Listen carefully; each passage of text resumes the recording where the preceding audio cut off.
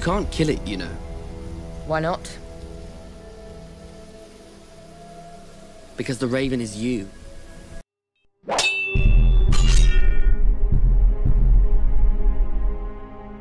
What's the deal, my people? You know it is Don Tony Teflon, and I'm back at you with another Game of Thrones video, breaking down the things you missed, using Easter eggs and hidden clues that explains the things that are going to happen in Game of Thrones Season 8. Now, BloodRaven's next victim, his next step in this plan was to drive the Mad King mad. Now, whether he wanted to drive the Mad King mad or he didn't, that will be up to you to decide, but I will tell you exactly how this all went down.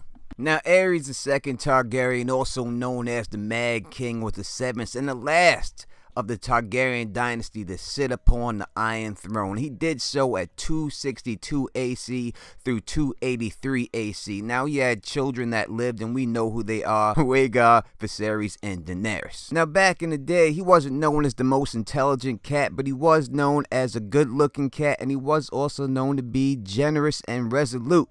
Now, he was a very vain man, very proud, and why wouldn't he be? He is a king. But as he grew older, he became increasingly jealous, suspicious, and cruel. Now, many people will tell you that this insanity was caused by mostly the miscarriages, stillbirths, and the deaths of his 3 sons, and the brief uprising known as the Defiance of Dustindale, in which he was grabbed up and held prisoner for a year and a half by a rebellious lord. And although these things do have a factor, and they are the easy way for human beings to describe what they do not understand, it is not just that. Because when he was held at Duskendale, this is when BloodRaven showed him the others, showed him the Night's King army, and this is what led him eventually to being obsessed with the words "burn them all," just like Hodor was obsessed with "hold the door." Now, the difference between Hodor and the Mad King, and the reason why Hodor could only say Hodor and the Mad King was still able to function, is because the Mad King wasn't warged like Hodor was warged. He was just shown images of it by BloodRaven, showed dreams while he was in the cell. Hodor was actually physically taken over by Bran, and that caused his brain to have a seizure. And we do have proof from that from the show.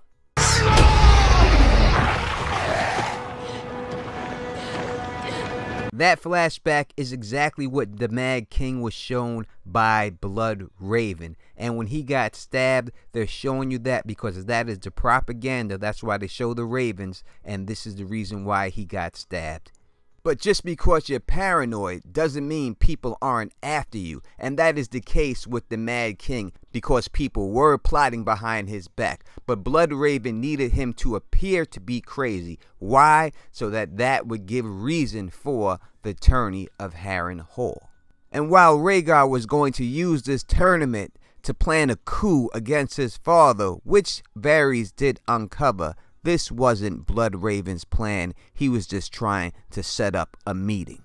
Now, in 281 AC, Howland Reed leaves the Isle of Faces, the year of the fall spring, to go to the tourney of Harrenhal. Now, walking across the tourney field, Howland Reed is then jumped by 3 squires who are a little bit bigger than him. But because he is a chronic man, Lyanna Stark comes across with a tourney sword and chases them off. Now, after this, she takes her back to his tent and she introduces her to her brothers and insists that he goes to the feast. Now, while they at the feast, they see the cats that ran up on Howland. Now, they try to get Howland to take revenge, but Howland's like, I'm a little bit small, and it would be messed up if I try to take revenge and get my ass kicked at the same time, so he can't do it. So later on that night, he says a prayer to the Isle of Faces. And lo and behold, his prayer is answered. Jesus, hallelujah, by a mystery knight, dubbed the Night of the Laughing Tree. And this night just so happens that this mystery knight challenges the 3 knights and defeats the 3 knights whose squires beat up Howland Reed.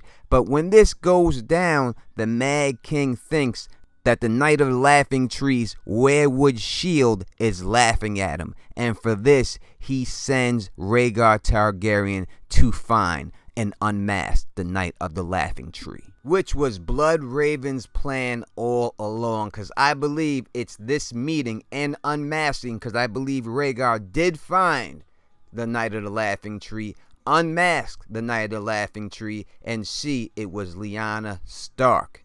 And that is why he crowned her Queen of Love and Beauty, because he was so taken by what she did, and this ultimately made him fall in love with her. And that's how BloodRaven manipulated, killed his own family members to get the prince that was promised prophecy fulfilled. But that's not all he did. He did much more, and we will go into what else BloodRaven did in later videos. So if you like the way I did this, please thumbs up this, please spread this across the realm, and please subscribe. And until next time, you know who it is. Peace and stay sexy.